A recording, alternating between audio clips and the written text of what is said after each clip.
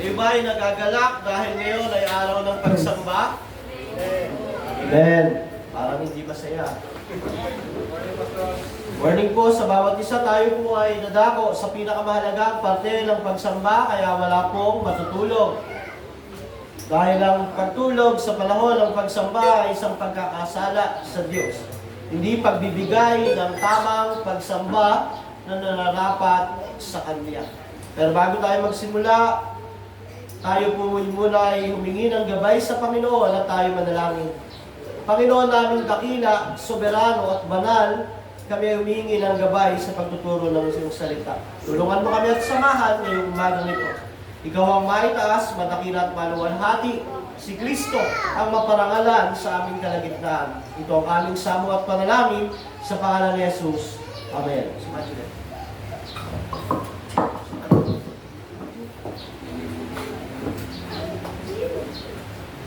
Ang salitang kingdom ay binubuo ng dalawang word. King and his domain. Kingdom. King dominion o king domain. Ito ay tumutukoy sa isang lugar kung saan nandoon ang hari at siya ang naghahari. King domain o kingdom, ito ay tumutukoy sa isang namumuno na siya ang nasusunod at nagkakaroon at siya yung nagiging batayan o standard ng kaharian.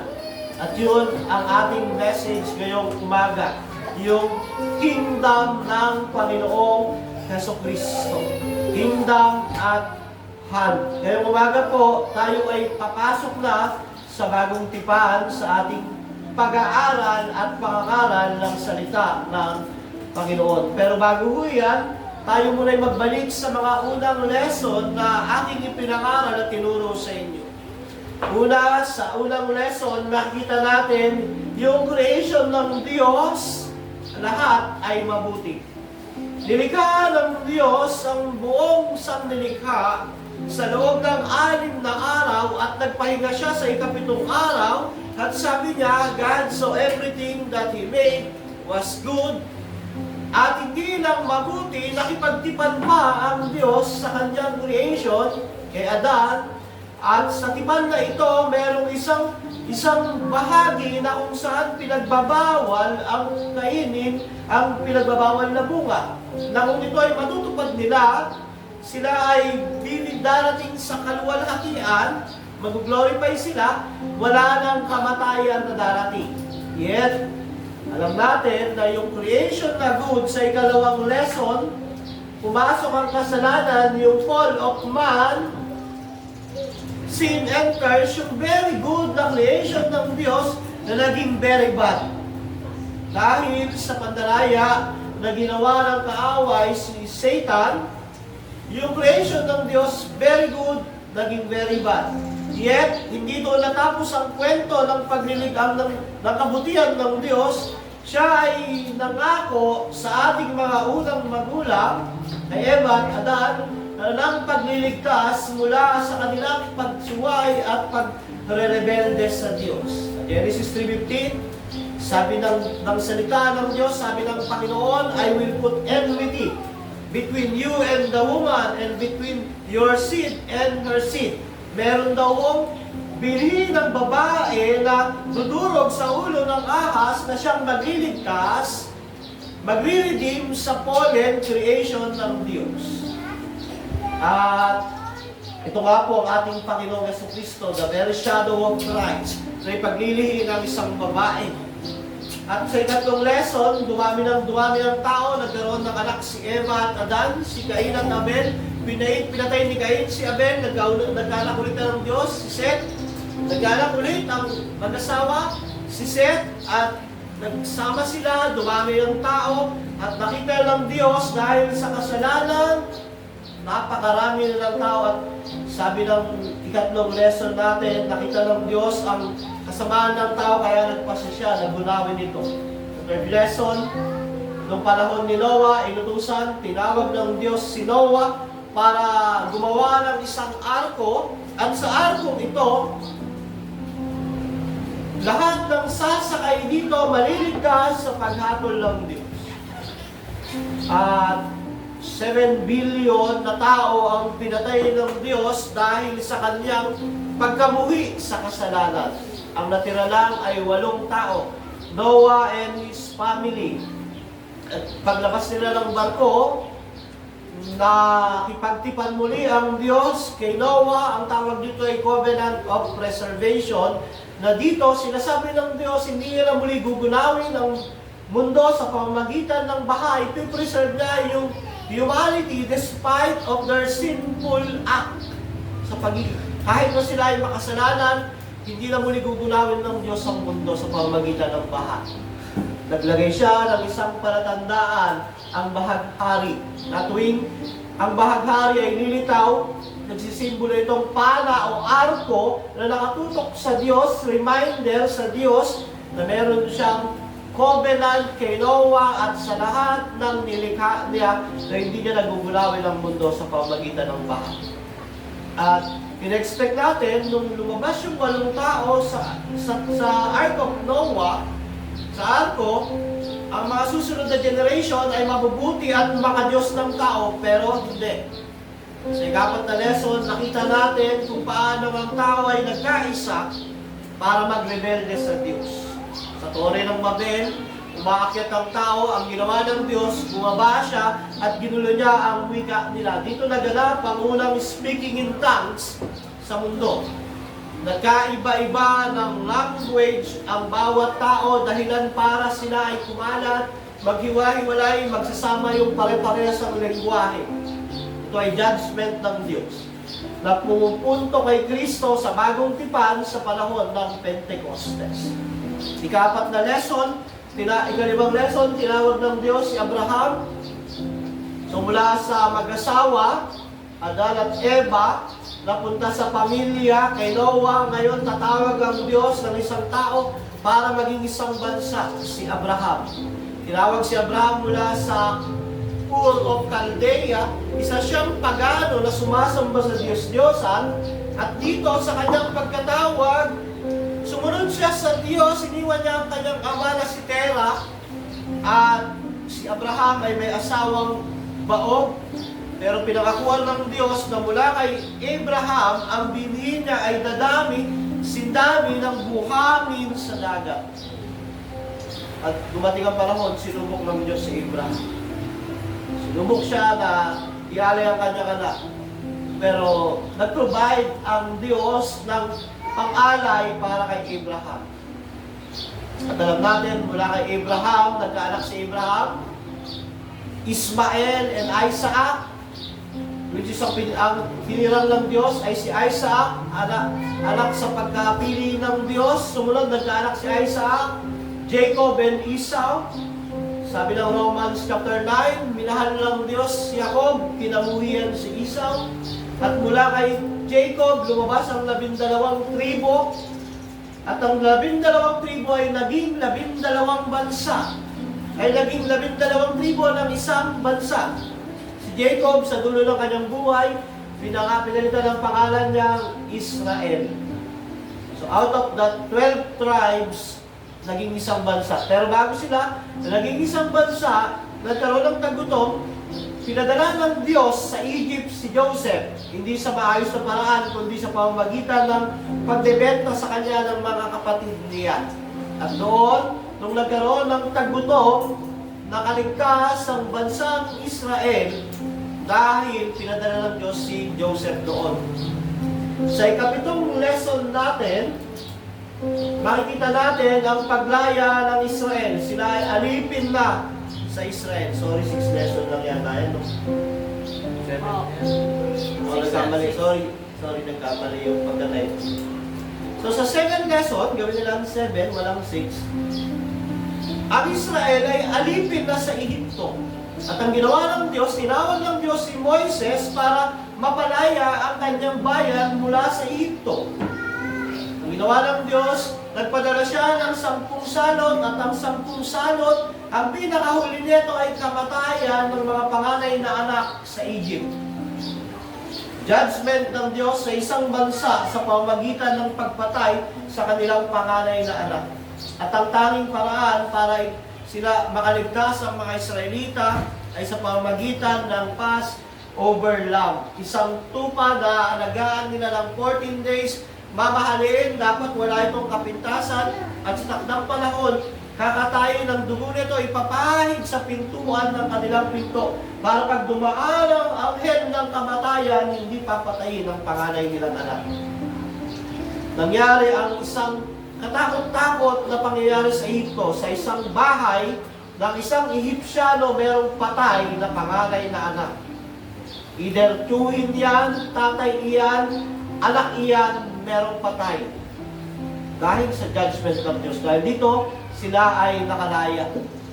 At pagkatapos nila nakalaya, na-establish nila ang promised land, hindi nakapasok si Moses, si Joshua, na nagpatuloy dito, at after Joshua, panahon ng mga hukom, at kung panahon ng mga hukom, merong maguluhan ng Israel dahil ang ginagawa ng Diyos, ang mga Israelita ay nagkakasala sa Diyos, sasamba sila sa Diyos-Diyosan, ipapabagsakin sila ng kalaban nila, tatawag sila sa Diyos, magtatayo ang Diyos ng hukom, sila ay muling makakalaya, at ang gagawin nila, magre-rebelli ulit sila sa Diyos. Paulit-ulit, cycle of rebellion, cycle of repentance, cycle of pagtataas ng judge, hanggang dumating ang panahon na humingi na ang bansang Israel ng isang hari.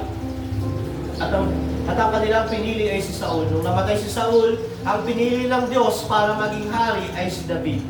At yung ikawalong lesson natin, na nung stable na ang kaharian ni David, nagnayos siya na ipagtayo ng templo ang Diyos, si Yahweh. Pero sabi ng Diyos, hindi ako ang magtatayo ng dynastiya sa iyo. Mula sa iyo, lalabas ang isang hari na maghahari magpakailanman. Mula sa tribe ni David na Judah, lalabas ang Panginoong Jesucristo.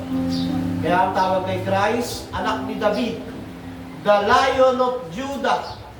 Sa ikasyam na lesson natin, ipinakita dyan kay Isaiah, sa Isaiah 53 ang gagawing sakripisyo ng tagapagligtas. Kung paano siya ay bababa rito, ipapanganak hindi sa isang malaking kaharian, hindi sa isang mansyon o palasyo, kundi sa sabsaban, isang napaka-ordinaryong tao, tunay na Diyos at tunay na tao, then dadanasin niya yung parusa na dapat danasin ng mga taong makasalanan. Pinicture ng Diyos kay Isaiah yung darating na gagawin ng Savior. Ang tawag nito ay the suffering servant. Sa ikasampung lesson, ipinicture naman kay Ezekiel yung gagawin naman na pagliligtas sa mga hinirang ng Diyos sa bagong tipan through regeneration. Hindi na by generation, pag Israelita ka, bayan ka ng Diyos, hindi. May faith, ikaw ay sasampalataya, ikaw ay i-regenerate. Binigay na example yung mga patay na buto, dry bones. At tayo ay papasok na sa New Testament fulfillment. Ang huling propeta sa Lumang Tipan ay si Malakias. Pagkatapos niya, nagkaroon ng 400 silent years bago dumating sa New Testament. At yun ang ating message ngayon, mga kapatid. Makibukas kayo sa akin sa Marcos chapter 1, verse 14 to 15. Marcos chapter 1, verse 14 to 15. Nandiyan na po pala sa ating outline. Sabi diyan, nang ibinilagbo si Juan, nagpunta si Jesus sa Galilea at pinangaral doon ang magandang balita mula sa Diyos. Sinabi niya, dumating na ang takdang panahon, malapit nang maghari ang Diyos. Kaya't magsisi na kayo sa inyong mga kasalanan, paniwalaan ninyo ang magandang balita. Salamat po sa pagkabasa ng salita ng Diyos. Mula sa Lumang Tipan, patungo na tayo sa Bagong Tipan. Kung paano ang mga anino sa Lumang Tipan ay matutupad na ngayon sa Bagong Tipan. Kaya ang title ng ating message, From Kingdom Lost to Kingdom at Hand. Mula sa pagkawala ng kaharian dahil sa pagkakasala ni Eva at ni Adan, ngayon si Kristo dadalhin na ang kaharian ng Diyos dahil andun na ang piniling hari, ang Panginoong Jesucristo. Meron lamang tayong 3 puntos. Una po, the kingdom is at hand. Pangalawa po ay the message of the kingdom. Pangatlo, the king of the kingdom and his people. Ang unang puntos, the kingdom is at hand. Ang kaharian ng Diyos ay hawak kamay na. O sa binasa natin, malapit na maghari ang Diyos. Sa verse 14, nang ibinilanggo si Juan, nagpunta si Jesus sa Galilea at pinangaral doon ang magandang balita mula sa Diyos. Sinabi niya, dumating na ang takdang panahon. Malapit nang maghari ang Diyos. Kung ikaw makakarinig ng mensahe ni Kristo na ganito, isipin mo ba, 2,000 taon pa ang lilipas bago dumating ang kaharian ng Diyos? Siyempre hindi. Isipin mo, andyan na, malapit na, hawak kamay na. Nagsimula ang ministeryo ni Kristo nang namatay si John the Baptist. Ay rather pala nang ibinilanggo si Juan, nagpunta si Jesus sa Galilea at pinangaral doon ang magandang balita na nagsimula ang tinakdang pangangaral ni Kristo tungkol sa kanyang kaharian nung si John the Baptist ay hulihin. At si John the Baptist ang nagsilbing taga-hawi o naging silbing taga-lead ng dadaanan ng Panginoong Jesucristo. Sino ba si John the Baptist? Si John the Baptist ay anak ni Elizabeth na kamag-anak ni Maria na ina ni Jesus. At siya yung ginamit ng Diyos para ipangaral ang pagdating ng Kristo. At si John the Baptist ang huling propeta sa lumang tipan. After 400 years, walang prophet. Malakias ang pinakahuli. Bago pumasok ang bagong tipan, si John the Baptist ang huling propeta at unang propeta sa bagong tipan. At sabi sa binasa natin, nung mabilanggo si John the Baptist, nagpunta si Jesus sa Galilea at pinangaral doon ang magandang balita mula sa Diyos. Ang tanong, bakit hindi siya kaagad pumunta sa Jerusalem kung saan doon ang religious center ng buong Israel? Dahil ang Galilea ang sentro ng mga Gentiles, sentro ng mga taong walang Diyos. Ang Galilea ang unang tumanggap ng mabuting balita dahil ito ang lugar kung saan nandoon ang kadiliman. Tandaan natin, si Jesus ay ang liwanag. Kaya nga sabi niya, ang liwanag ay dumarating na, hindi nito kayang talunin ang kadiliman. So nung nagsimula ng pangaral si Kristo, ang mga hentil, ang una niyang sinabihan tungkol sa kanyang paghahari. Pinangaral doon ang magandang balita ng Diyos. Ano yung magandang balita? Ang kaharian ng Diyos ay parating na. Yun ang message. The kingdom is coming. Yung hari na yung Diyos na nagkatawang tao, nangangaral, andyan na yung kaharian ng Diyos. So, bakit ba nawala yung kaharian ng Diyos? Nawala ang kaharian, ang kingdom ng Diyos sa lupa nung pumasok ang kasalanan. Nung ang unang tao, si Adan at si Eva, nalilikha ng Diyos, nakipagtipan ng Diyos sa kanila, na kung sila ay makakatupad sa tipan na iyon, ang kaharian ng Diyos ay nalawak sa buong sangsinuko. Pero alam natin, sila ay nagkasala, at sa bagong tipan, after 1,000 years, parating na yung pinangakong binhi ng babae na dudurog sa ulo ng ahas at magtatayo ng walang kaharian sa lupa. So the King of the Kingdom is restoring the kingdom. Marating si Kristo para tubusin ang kasalanan ng kanyang bayan. Kaya sabi ni John, tignan nyo ang kordero ng Diyos na nag-aalis ng kasalanan ng sanlibutan. parating si Kristo. I-restore ang kanyang kingdom, hindi sa pamamagitan ng kaharian, ng kapangyarihan, ng kalamitan. Hindi kasama ang libo-libong mga anghel. Dala ang kanilang mga sandata, hindi siya darating kasama ang mga hukbo, kundi darating ang Mesaya para tubusin ang kaharian ng Diyos. Dala ang kaharian niya sa pamagitan ng dugo at laman niya, sa pamagitan ng kanyang katwiran at sakripisyo. At hindi ho future kingdom ang pinag-uusapan natin dito. Ito ay kingdom na dinala ni Kristo nung dumating siya rito. At ito ay visible sa pamamagitan ng kanyang iglesia, mga kapatid. Dito, political kingdom, ito ay kaharian, nandito na, pero hindi pa nagpa-final consummation. Ang tawag sa teolohiya ay already not yet.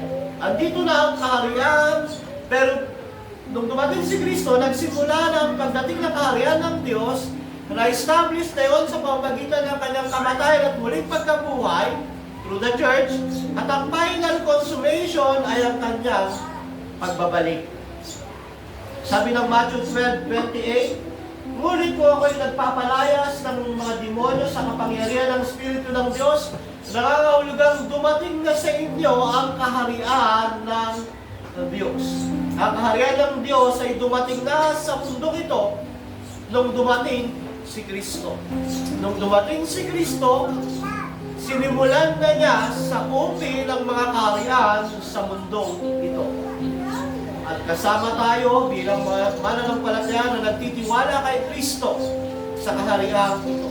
Sabi ng Pahayag, chapter 11:15, pagkatapos ay hinipan ng ikapitong anghel ang kanyang trumpeta at sa langit ay malalakas na tinig na nagsasabi, ang paghahari sa sanlibutan ay paghahari na ngayon ng ating Panginoon at ng kanyang Kristo.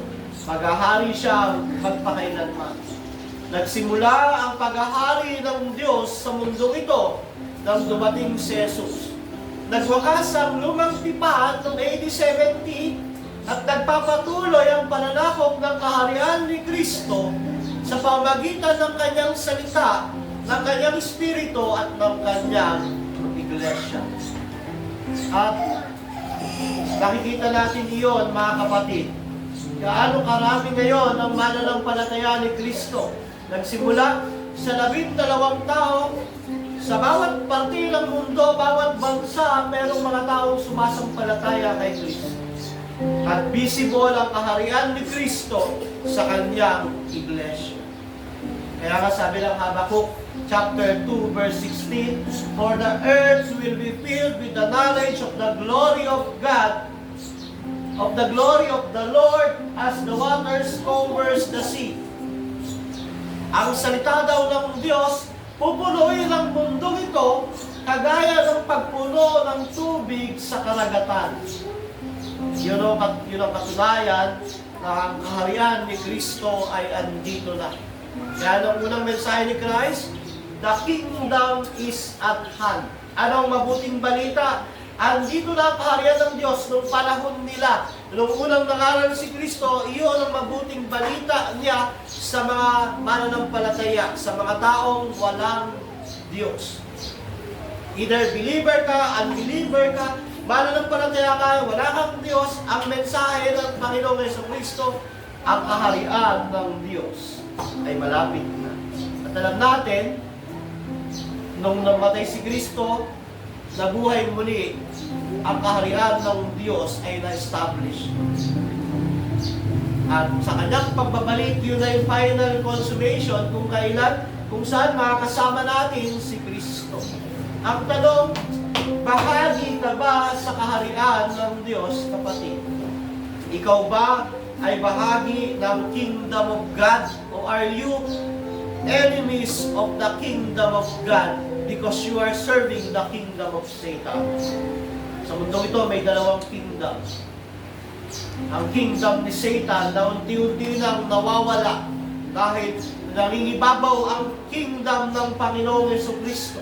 Kung paano ang kanyang salita sinasakop ang bawat bansa. Kung paano ang kanyang salita sinasakop ang puso ng isang taong makasalanan walang Kristo sa kanyang buhay.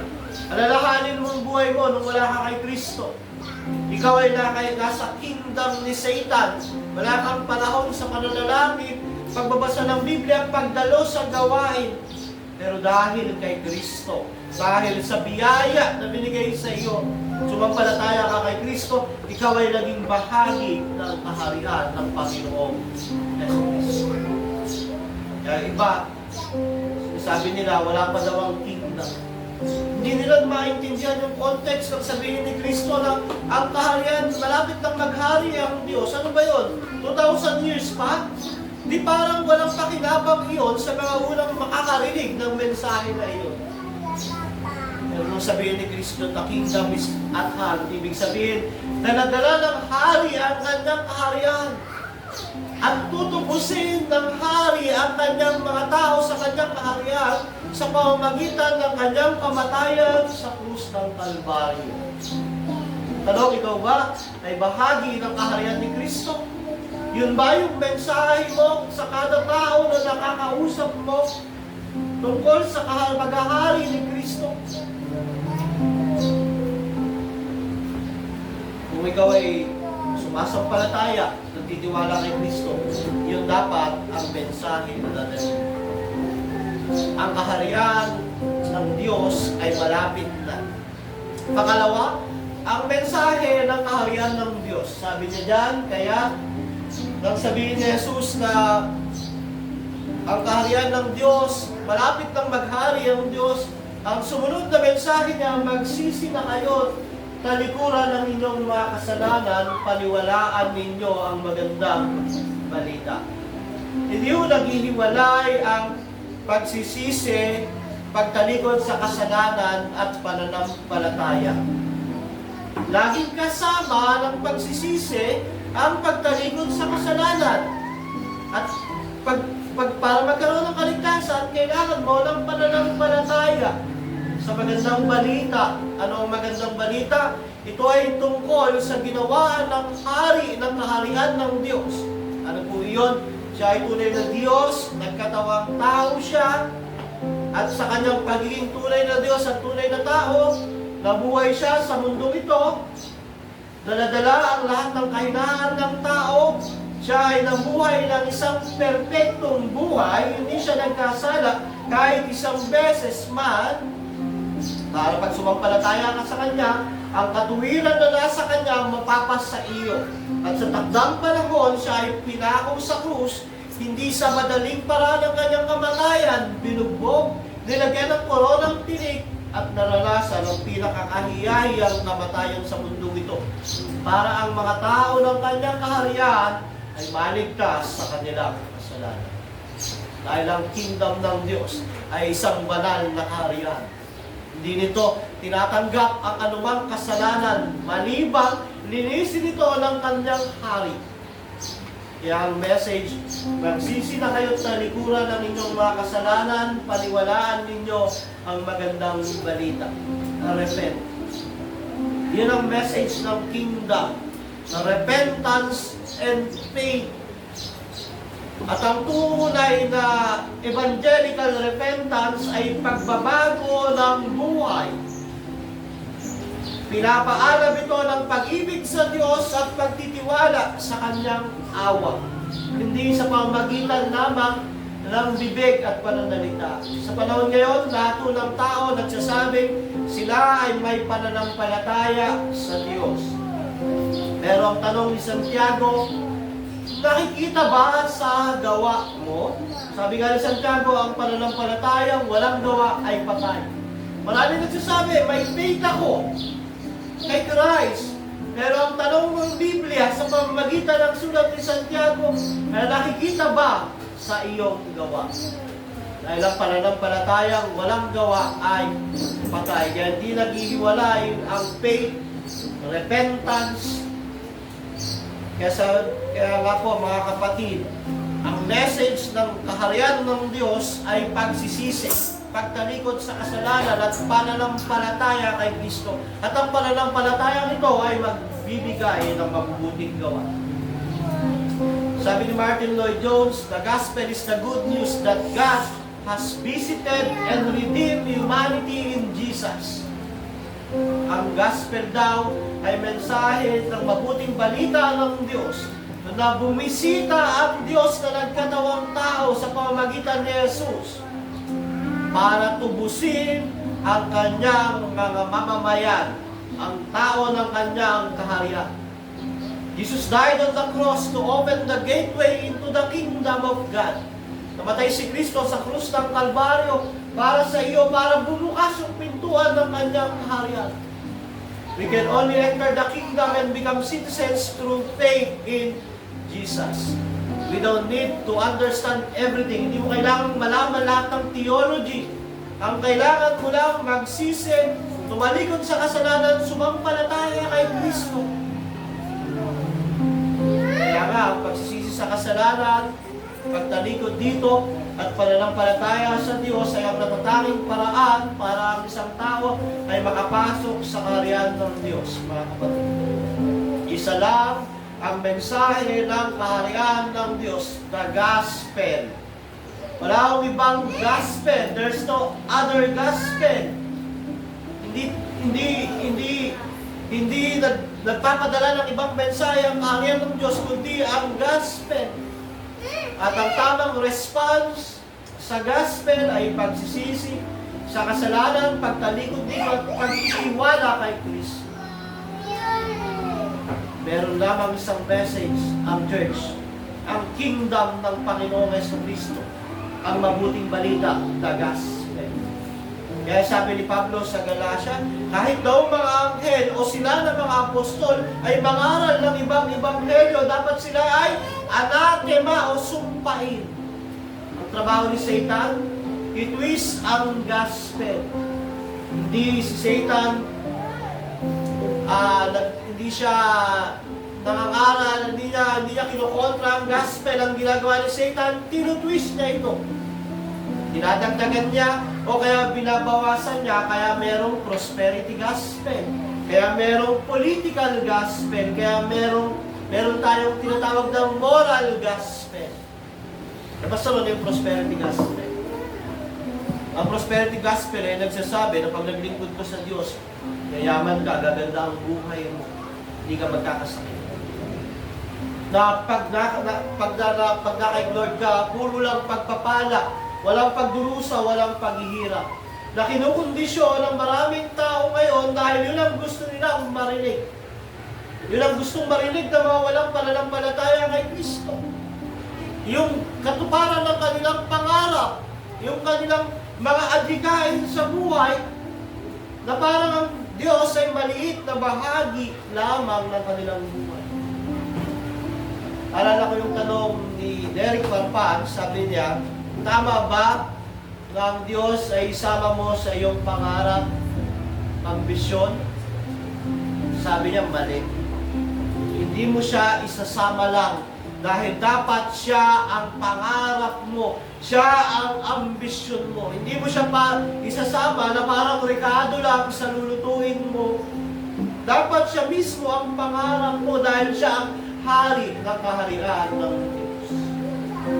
There's only one message in the kingdom of Christ, the gospel of Jesus Christ.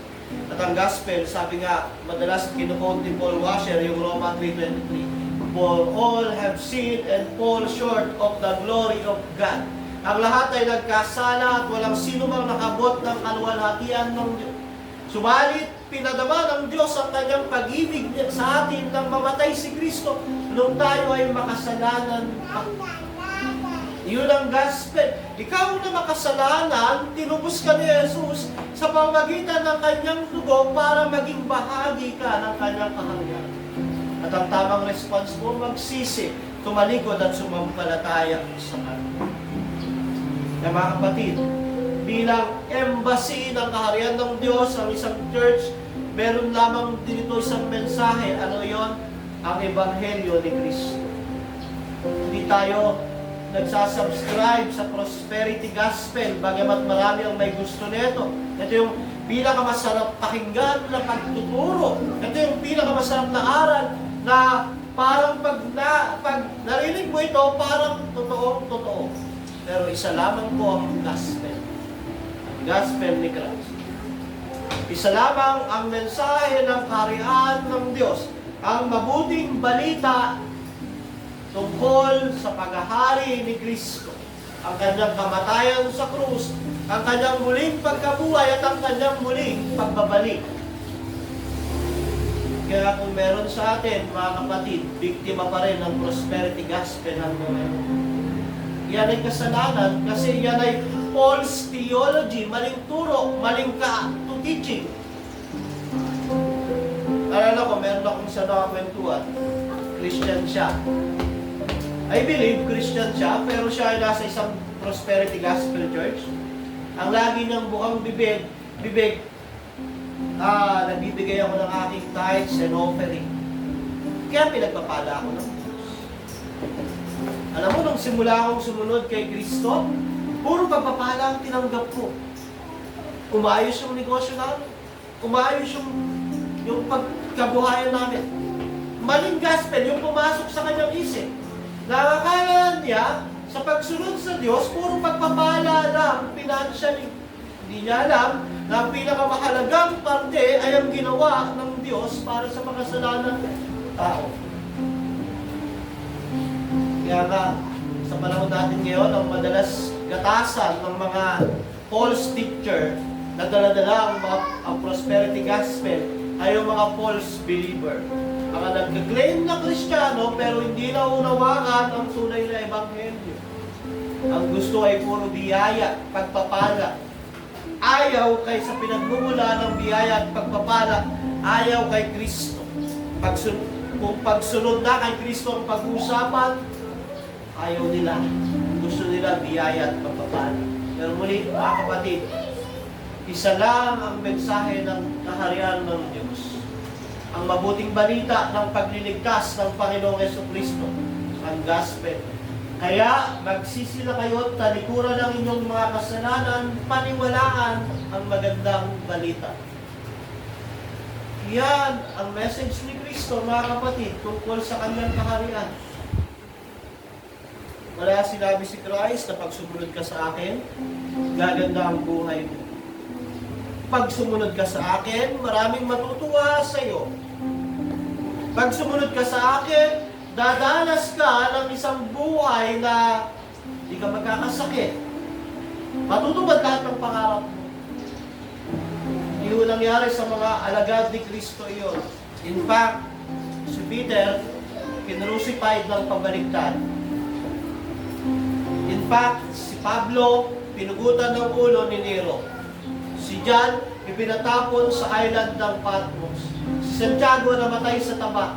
At ang iba pang mga apostol ng Panginoong Jesucristo na namatay lahat sila dahil sa pagsunod at pananampalataya sa kanilang hari.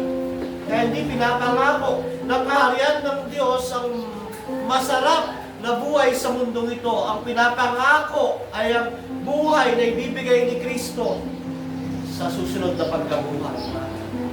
Maraming pagsubok, maraming problema.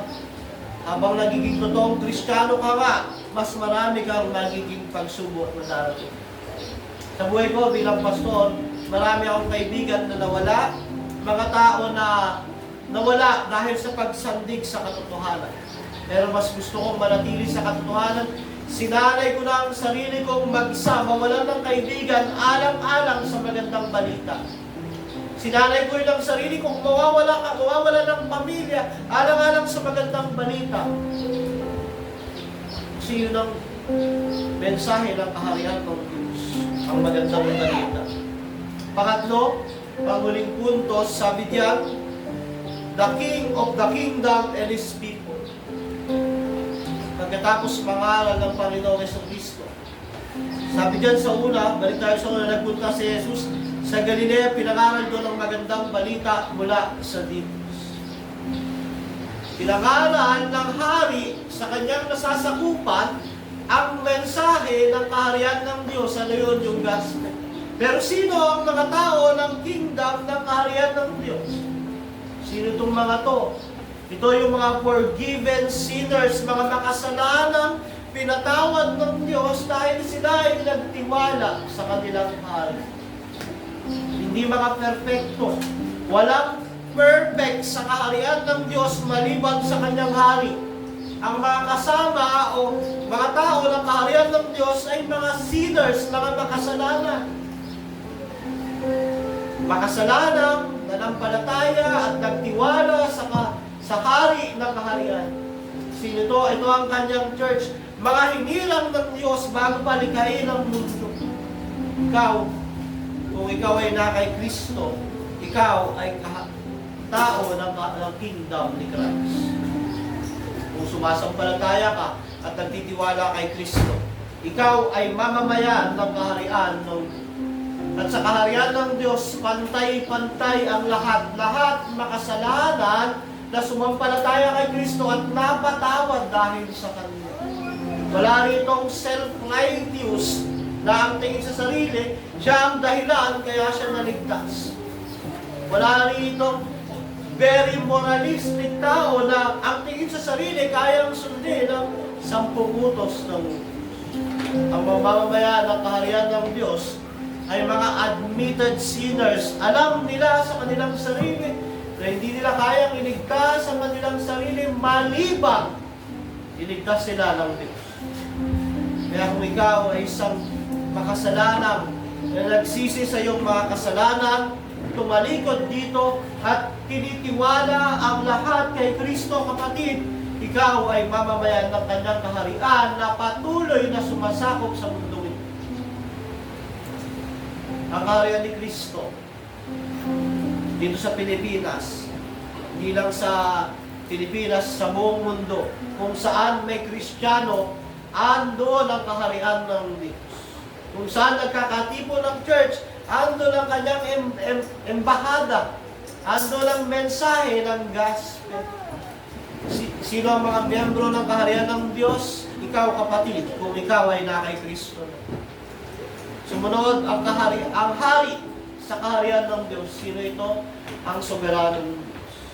Ang Diyos na bago pa malikha ang lahat, andun na. Ang Diyos na hindi nangangailangan ng anuman sa kanyang nilikha. Ang Diyos na hindi nilikha ng sino man, bagkus siya ang lumikha sa lahat ng meron sa mundo. Ang Diyos na walang kahinaan. Ang Diyos na hindi nangangailangan ng anuman kahit pagsamba sa mga tao dahil kumpleto at perpekto siya. Ang pagsamba ay epekto lamang ng kanyang ginawang kabutihan. Yun ang hari ng kaharian, the sovereign Lord, the great I am, sabi ng Biblia. I am the bread of life. I am the resurrection. And ako ang muling pagkabuhay. Ako ang buhay na walang hanggan. So yun yung hari ng kingdom. The suffering servant, siya yung pinicture kay Isaiah na bubugbugin, papatayin para sa kanyang kaharian at mamamayan at muling mabubuhay at sa kanyang pagbabalik siya ang magiging hukom. Dahil galing sa hari ni David, yung pinangako sa Davidic covenant na maghahari magpakailanman. Siya yung binhi ni Abraham na ipinangako ng Diyos kay Abraham, tapos mamagitan ng kanyang binhi, magpapalain ng lahat ng mga bansa. So si Kristo yun. Siya ang hari ng kanyang kingdom. Siya ang seed of the woman na pinangako sa Genesis 3:15 na dudurog sa ulo ng ahas at magpapalaya sa kanyang bayan na naapektuhan ng kasalanan. Siya ang anak ng Diyos, ang ikalawang persona ng Trinidad. Ang mismong Diyos na makapangyarihan sa lahat, manlilikha ng lahat, ang siyang nagligtas sa mga mamamayan ng kanyang kaharian. Siya ang King of the Kingdom at ang kanyang pangalan ay Jesus.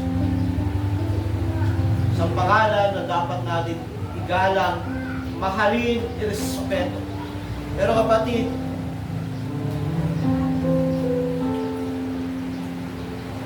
ang ang hari ng kingdom na ito ay muling babalik para hatulan yung mga taong wala sa kanya. Kaya kung wala ka pa kay Kristo, wala ka sa kingdom ni Christ. Nasa kingdom ka ng Diablo. Ang taong wala kay Kristo, siya ay nasa kingdom ni Satan. At ang mga taong nasa kingdom ni Satan, ang nag-aabang sa kanila ay kaparusahan sa dagat-dagatang apoy ng impyerno. Ang purong puot ng Diyos ang nag-aantay sa kanila. Isang nakakatakot at nakakapangilabot na kaparusahan. Kaya kung wala ka pa kay Kristo, ang mensahe ng kaharian ng Diyos, ang kaharian ng Diyos ay nandito na sa pamagitan ng kanyang iglesia. Kaya ang tamang gawin, magsisi ka sa iyong mga kasalanan, talikuran ito, sumampalataya ka sa Ebanghelyo ng Panginoong Jesucristo na ang Diyos mismo ay naging tao para tubusin ang sala ng mga taong sasampalataya sa Kanya. Kaya kapatid, wala ka pa kay Kristo, ito na yung panahon para magsisi ka at tumalikod sa kasalanan mo at magtiwala sa Kanya. Mula kay Kristo ka naman, magpagamit ka sa Kanyang kaharian. Magpagamit ka sa Kanyang kingdom. Yung mensahe, ipangaral mo sa mga mahal mo sa buhay, yung mensahe ng mabuting balita, ang response sa mabuting balita, pagsisisi, pagtalikod sa kasalanan at pananampalataya kay Kristo. Sa ating buhay, ngayon, maraming maling kaisipan sa kingdom ni Christ.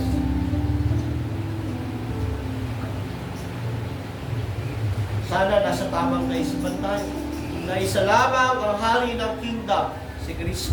Isa lamang ang mensahe ng kingdom, ang mabuting balita. At iyon ay nandito na sa mundong ito. Already here, but not yet. Dahil pagdating ng Panginoong Jesucristo, yung pinaka-final consummation niya, mga kapatid. Kaya bilang mga mamamayan ng kingdom na ito ang utos ng Panginoon sa bawat isa. Kung kayo may mga Biblia, makibukas kayo sa akin sa Matthew 28.